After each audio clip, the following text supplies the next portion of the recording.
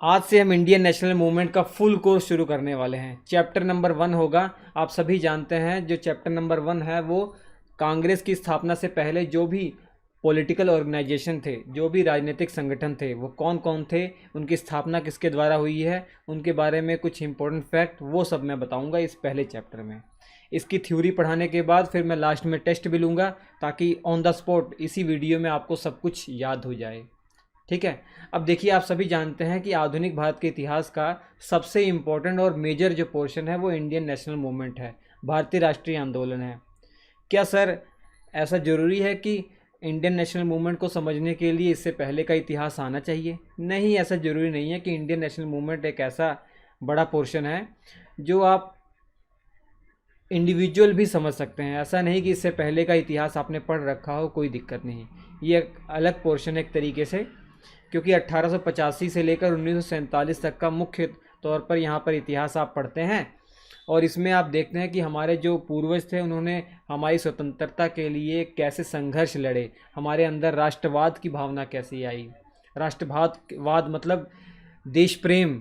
ये अभी जैसे इंडिया मैच जीतती है पाकिस्तान से तो हमें बहुत खुशी होती है, लेकिन उस समय के लोगों के पास इतना सोच ही नहीं था कि देश क्या है। वो पहले खुद और खुद के परिवार और आपस आसपास जिनको जानते थे वो उनसे ही मतलब रखते थे। बाकी दुनिया में कुछ भी हो जाए, परले आ जाए, उनसे कोई मतलब नहीं था। ऐसी भावना ही नहीं थी लोगों में। लेकिन धीरे धीरे अपने देश के प्रति उनकी भावना जागी, तो उसके बाद तो हमने संघर्ष करना शुरू किया। उसके बाद हमने आंदोलन शुरू किए देश के लिए। इससे पहले जो आंदोलन हो रहे थे वो इंडिविजुअल के लिए हो रहे थे कि भैया हम और हमारे कुछ लोगों को दिक्कत हो रही, तब आंदोलन कर रहे हैं। लेकिन समय जब बीतता गया ऐसा दौर आया कि हमारे अंदर राष्ट्रवाद की भावना जगी, देश प्रेम की भावना जगी। तो हमने खुद के लिए नहीं सोचा, हमने देश के लिए सोचा और आंदोलन किए। तो वही आंदोलन 1885 से लेकर 1947 का पूरा इतिहास हमें पढ़ना है इस कोर्स में। तो फिलहाल आप जानते हैं 1885 में इसलिए कह रहा हूँ क्योंकि 1885 में इंडियन नेशनल कांग्रेस की स्थापना हुई थी। उसी के बाद सब जो इंडियन नेशनल मूवमेंट की जो जोर है, गाड़ी है, वो तेज़ी से पटरी पर आई। लेकिन हमें ये भी जानना ज़रूरी है कि इंडियन नेशनल कांग्रेस की स्थापना से पहले कौन कौन से ऐसे पॉलिटिकल ऑर्गेनाइजेशन थे जो महत्वपूर्ण हैं, जो आपकी परीक्षा की दृष्टि से इम्पोर्टेंट है और इतिहास की दृष्टि से भी इम्पोर्टेंट है। तो उनके बारे में हम जानते हैं।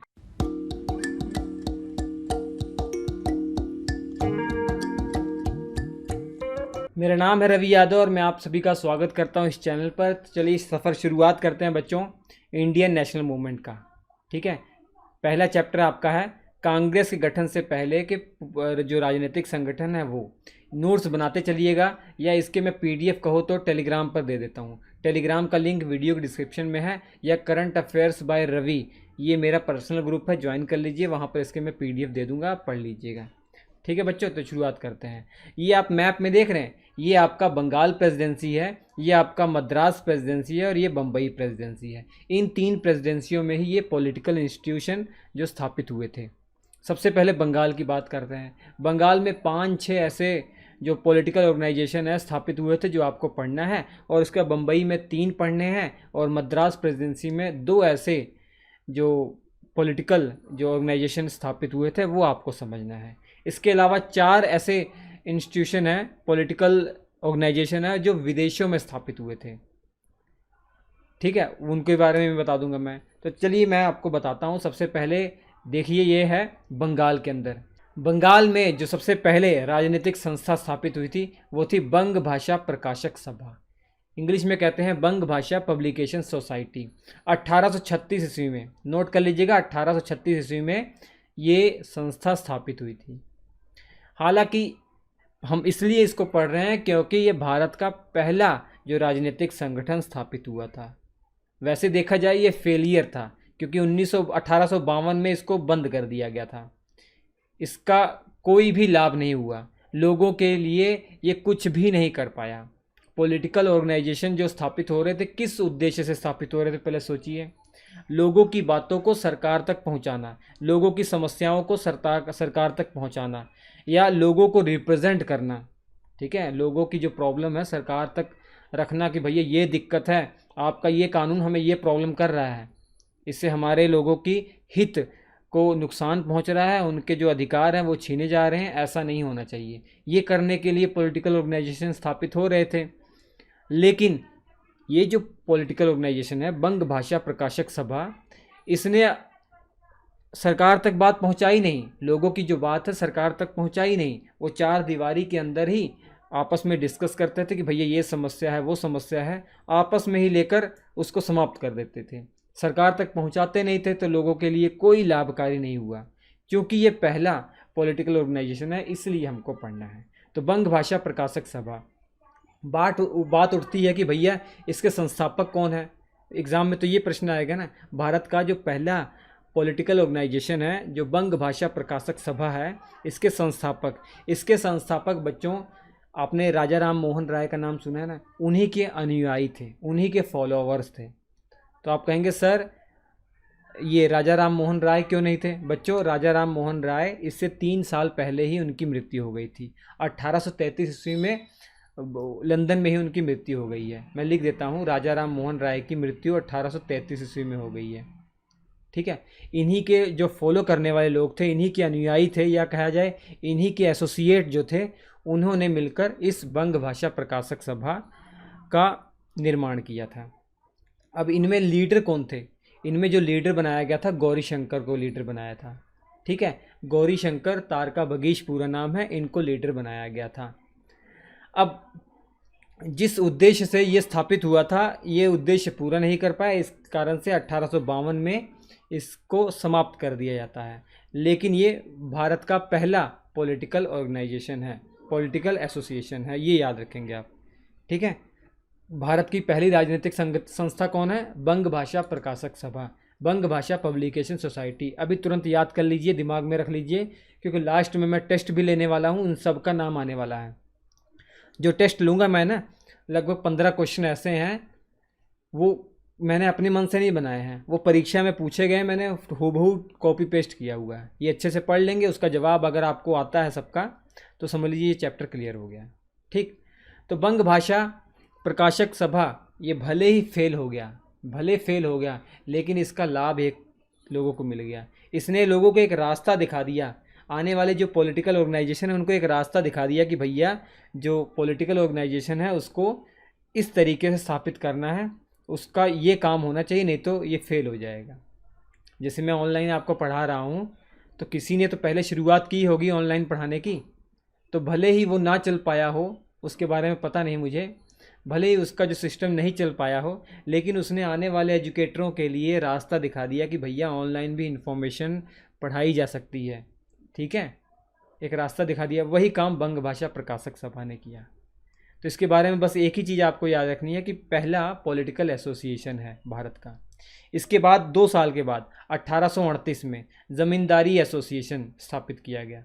ज़मींदारी एसोसिएशन ये भी एक राजनीतिक संगठन था, इसको स्थापित किया गया। जब शुरुआत में तो इसका नाम ज़मींदारी एसोसिएशन रखा गया, लेकिन बाद में इसका नाम चेंज कर दिया गया।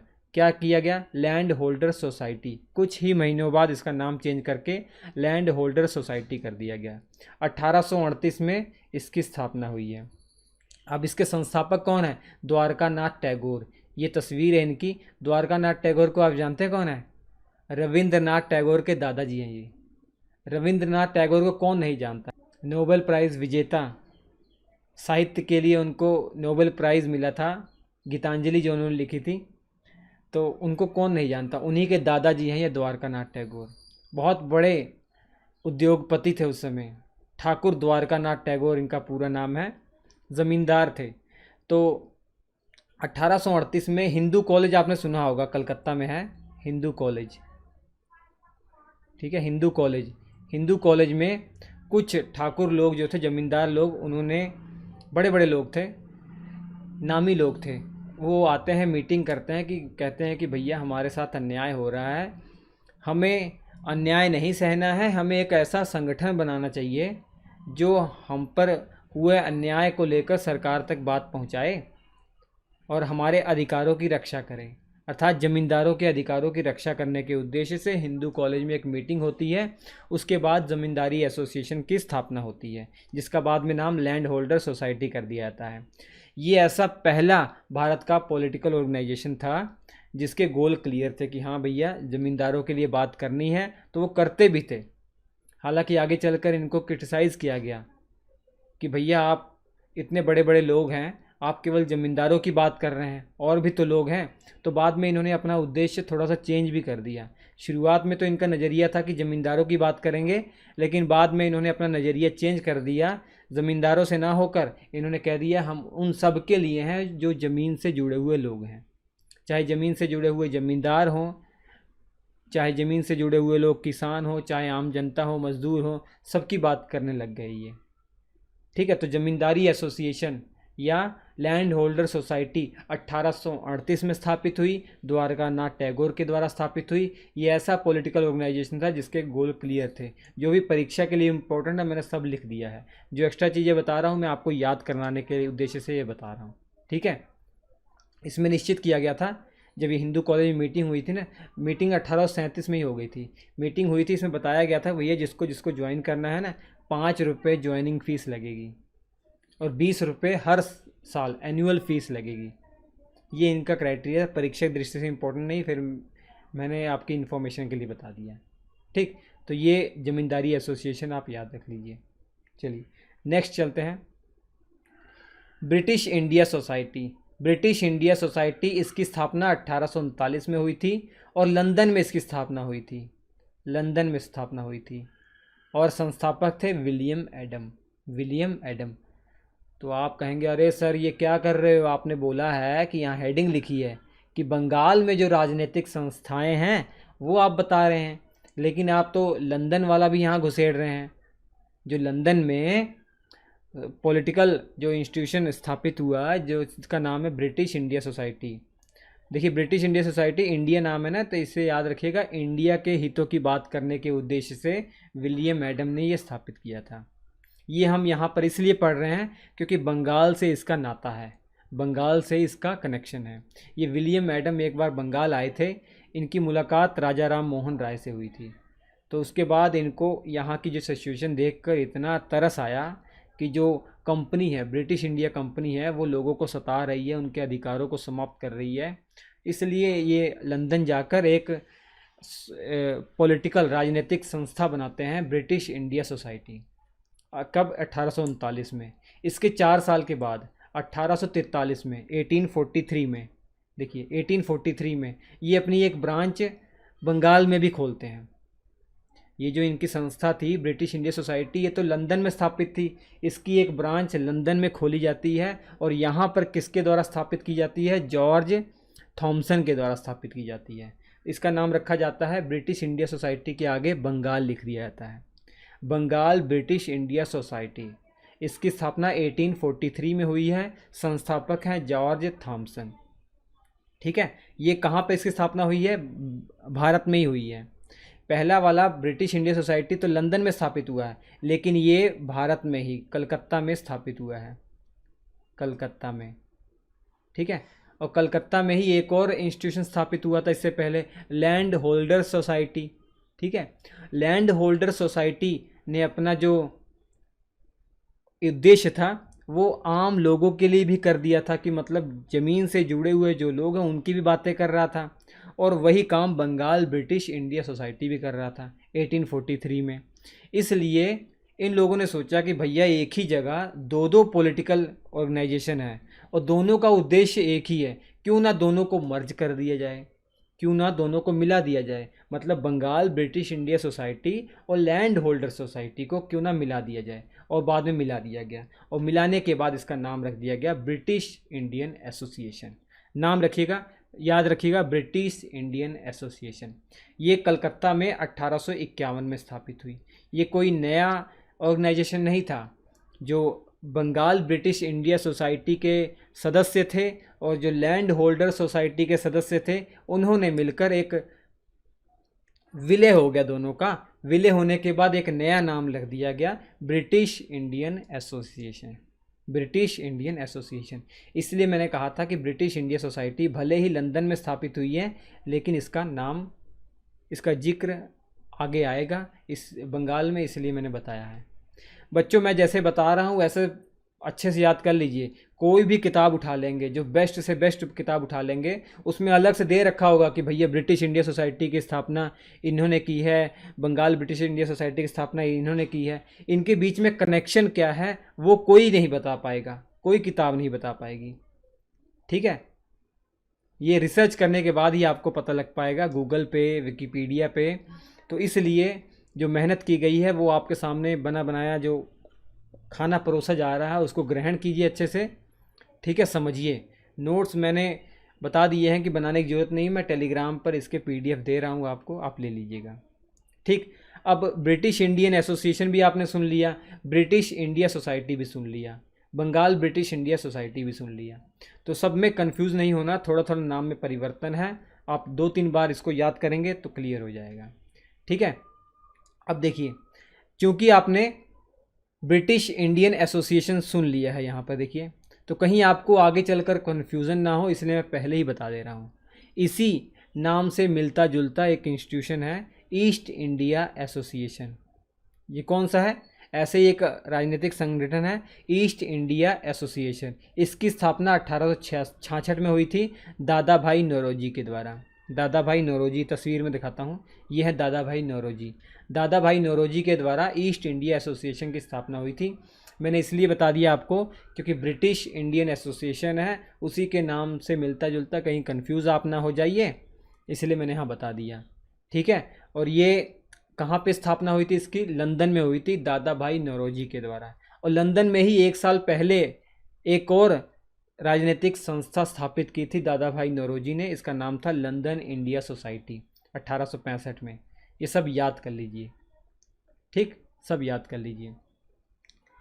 अब दादा भाई नौरोजी जानते हैं, बहुत बड़ी हस्ती थे। ये जो हाउस ऑफ कॉमन्स है उसके सदस्य भी रह चुके हैं। हाउस ऑफ कॉमन्स आपने सुना ही होगा, जो ब्रिटेन की पार्लियामेंट है उसका जो लोअर हाउस है, जैसे हमारा लोअर हाउस क्या है, निम्न सदन कौन सा है, लोकसभा, वैसे ही उनका हाउस ऑफ कॉमन्स है, उसके ये सदस्य भी रह चुके हैं। इतनी बड़ी हस्ती थी। Great grand old man of India इनको कहा जाता है। ठीक है, पारसी थे, एक बम्बई के रहने वाले थे, बहुत बड़ी हस्ती थे ये, तो इनके बारे में याद रखिएगा। अब इसके बाद बंगाल में एक और राजनीतिक संस्था का उदय होता है 1875 में। इसका नाम है इंडियन लीग। इंडियन लीग, इसके संस्थापक है शिशिर कुमार घोष। ये तस्वीर है इनकी, शिशिर कुमार घोष। शिशिर कुमार घोष के बारे में एक और चीज़ आपको याद रखना है, अमृता बाजार पत्रिका एक समाचार पत्र है।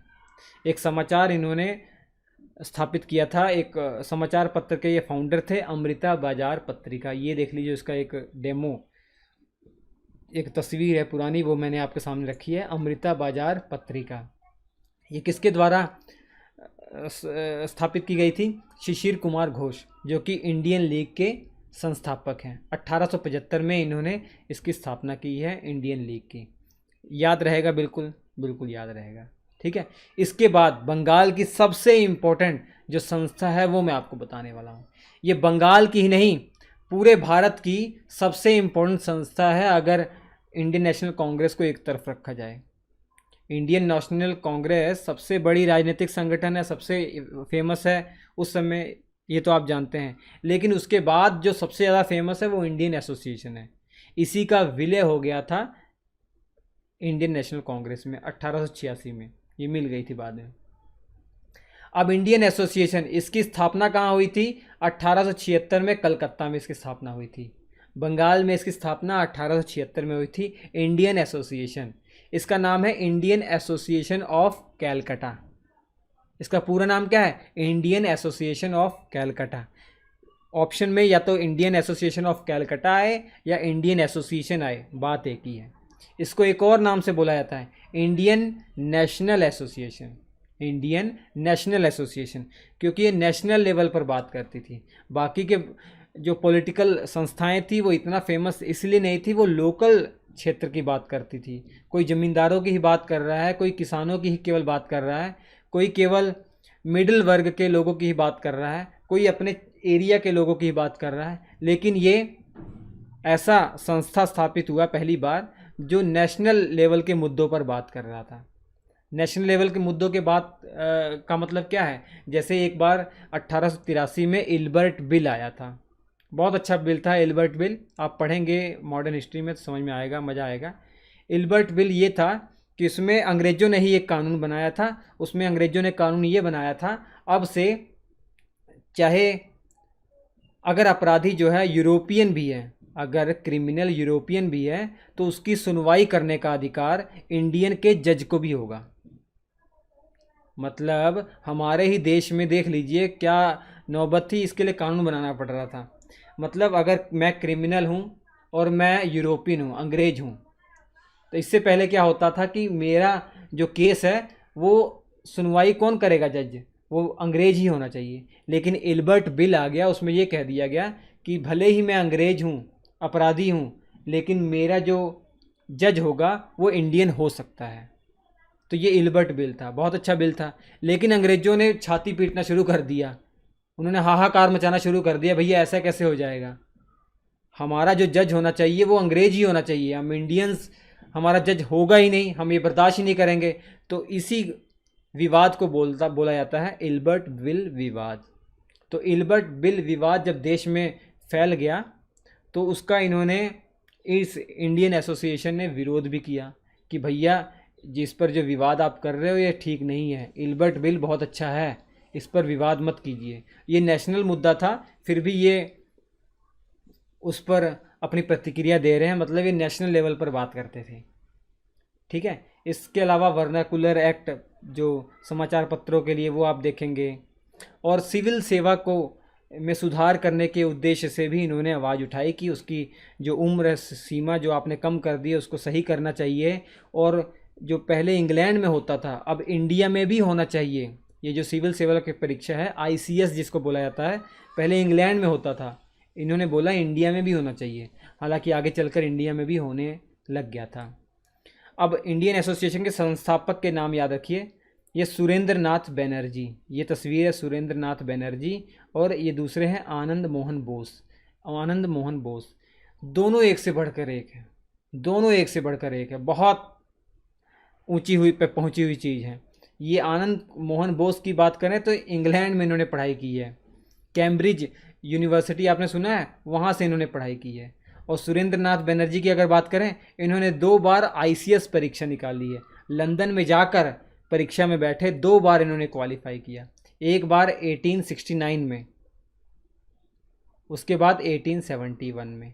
2 बार इसलिए क्वालिफाई करना पड़ा, 1869 में इन्होंने क्वालिफाई तो कर दिया, जब वो वेरिफिकेशन होता है उसमें ये पाया गया इन्होंने डेट ऑफ बर्थ, अपनी जो डेट है, उम्र है, वो गलत लिख दी है। इन्होंने अपनी उम्र जो है, हिंदू जो मान्यता वाला कैलेंडर है उस हिसाब से अपनी उम्र निकाल कर लिखी थी, जबकि वहाँ पर मांगी गई थी अंग्रेजी जो कैलेंडर है उस हिसाब से अपनी उम्र लिखनी थी।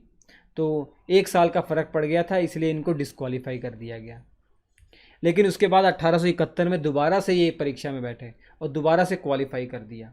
अब इनको जॉब भी मिल गई इंडिया में। अभी वो क्षेत्र बांग्लादेश में पड़ता है, सिलहट नामक एक जगह है बांग्लादेश में, वहाँ पे ये असिस्टेंट मजिस्ट्रेट रह चुके थे। 3-4 साल अच्छे से जॉब की, 3-4 साल का 71, 72, 73, 74, मतलब लगभग 3-3.5 साल इन्होंने अच्छे से जॉब की। 1874 में इनके ऊपर गलत आरोप लगाकर अंग्रेज़ों ने इनको नौकरी से निकाल दिया।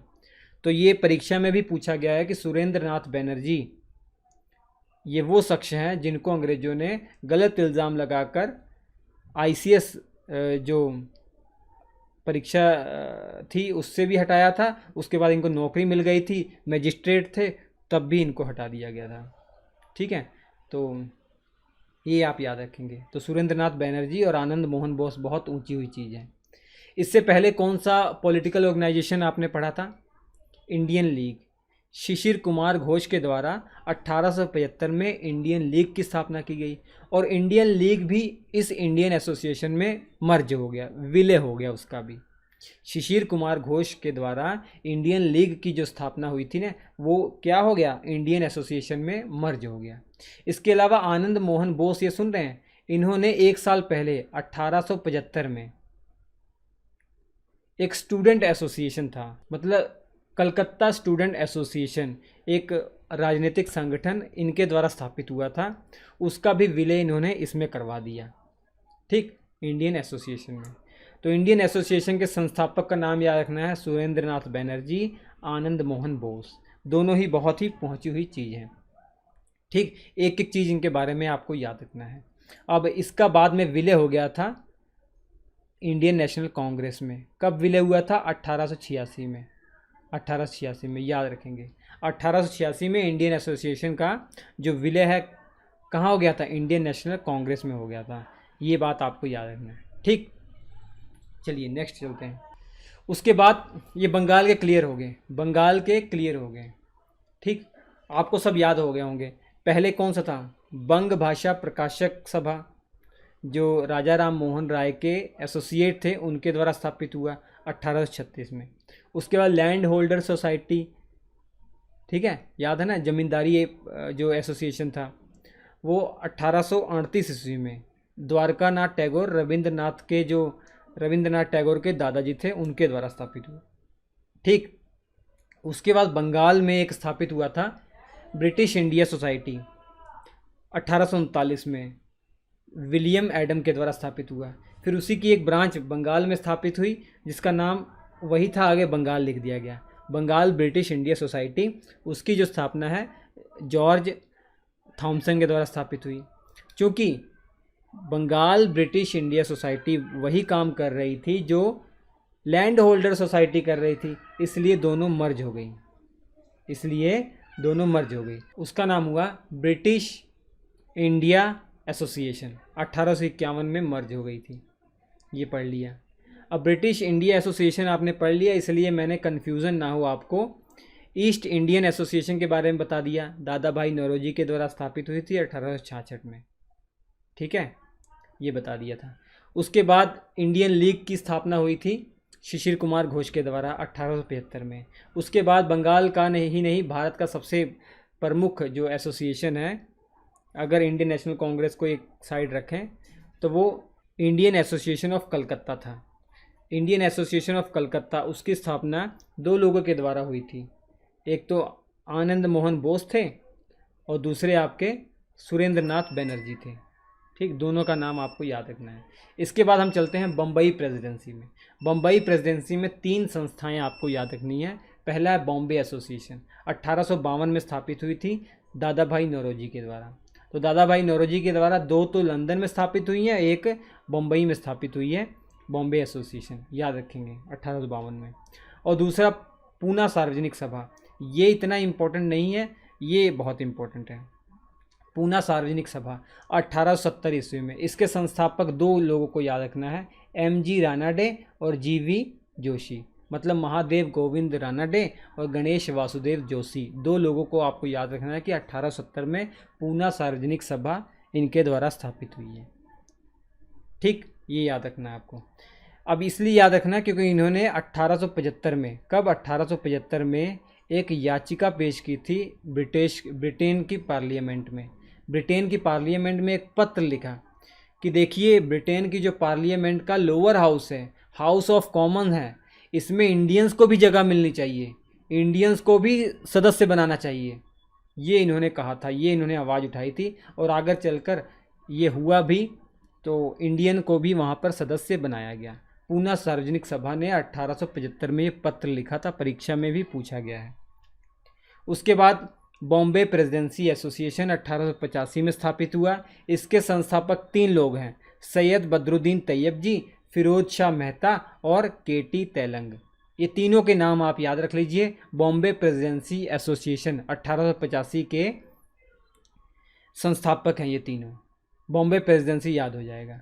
तो ये बॉम्बे के अंदर इतना आपको याद रखना है। मद्रास में 2 याद रखने हैं। मद्रास नेटिव एसोसिएशन 1852 में स्थापित हुआ, संस्थापक हैं गुजलू लक्ष्मी नरसुचेट्टी। और मद्रास महाजन सभा, ये सबसे महत्वपूर्ण है, 1884 में स्थापित हुआ, संस्थापक 3 लोग हैं, V राघवाचारी, सुब्रमण्यम अय्यर, P आनंद चार्लू।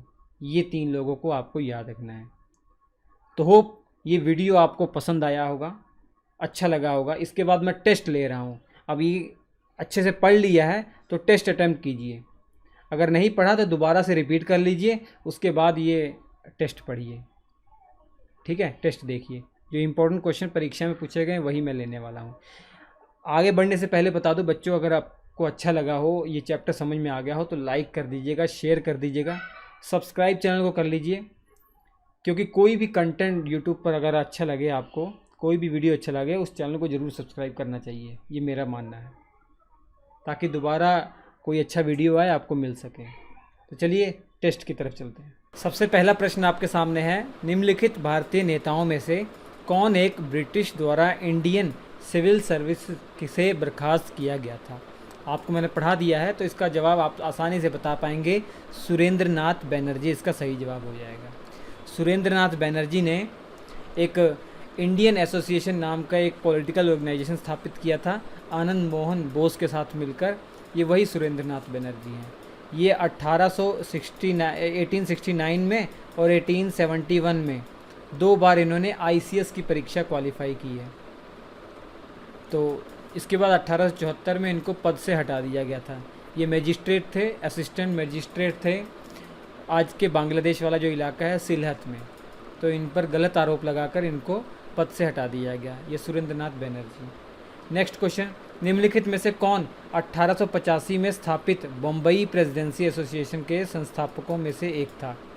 बम्बई प्रेसिडेंसी जो 1885 में स्थापित की गई थी, आपको मैंने बताया था इनके 3 जो संस्थापक हैं उनके बारे में बताया था, उनमें से एक फिरोज शाह मेहता थे। तो यही सही जवाब क्या हो जाएगा, फिरोज शाह मेहता। ठीक है, बम्बई प्रेसिडेंसी में टोटल 3 ही तो पॉलिटिकल ऑर्गेनाइजेशन के बारे में बताया है, उनमें सबसे महत्वपूर्ण यही है बम्बई प्रेसिडेंसी एसोसिएशन। ठीक है, बम्बई प्रेसिडेंसी एसोसिएशन 3 जनों के बारे में आपको याद करना है, बदरुद्दीन तैयब जी, फिरोज शाह मेहता और केटी तेलंग के बारे में। ठीक, नेक्स्ट क्वेश्चन, भारत में जिस राजनीतिक संगठन की स्थापना 1838 में हुई वो उसका नाम बताना है। जितने भी पॉलिटिकल ऑर्गेनाइजेशन हैं उनका वर्ष भी आपको याद करना है। तो 1838 में आप जानते हैं ज़मींदारों के लिए ज़मींदारी एसोसिएशन, जिसे लैंड होल्डर सोसाइटी नाम से बदल दिया गया था, ये स्थापित किया गया था। ठीक है, द्वारकानाथ टैगोर के द्वारा इसकी स्थापना हुई थी। द्वारकानाथ टैगोर रविन्द्रनाथ टैगोर के दादाजी हैं। नेक्स्ट क्वेश्चन, निम्नलिखित में से किस एक ने सन 1875 में हाउस ऑफ कॉमन्स में एक याचिका प्रस्तुत करते हुए ब्रिटिश संसद में भारत के प्रत्यक्ष प्रतिनिधित्व की मांग की थी? तो उसका सही जवाब होगा द पुणे सार्वजनिक सभा। 1870 में इसकी स्थापना हुई थी बच्चों, ये हमने बता दिया है। ठीक है, बम्बई प्रेसिडेंसी में जो 3 पॉलिटिकल ऑर्गेनाइजेशन का गठन हुआ उनमें से एक ये भी है। इनके संस्थापक 2 हैं, वो आपको याद रखने हैं। पहले MG रानाडे, जिनका पूरा नाम है महादेव गोविंद रानाडे, और GV जोशी, मतलब गणेश वासुदेव जोशी, ये याद रखना है। नेक्स्ट, राजनीतिक सुधारों को लेकर विरोध करने वाले पहले भारतीय कौन थे? तो बाल गंगाधर तिलक के बारे में याद रखिए, ये पहले भारतीय थे जो राजनीतिक सुधारों को लेकर विरोध करने वाले में से एक थे। नेक्स्ट क्वेश्चन, मद्रास महाजन, मद्रास के अंदर 2 पॉलिटिकल ऑर्गेनाइजेशन आपको बताया था, एक मद्रास नेटिव एसोसिएशन 1852 में स्थापित हुई थी गुजलू लक्ष्मी नरसू चेट्टी के द्वारा, और दूसरा मद्रास महाजन सभा, इसकी स्थापना हुई थी 1884 में।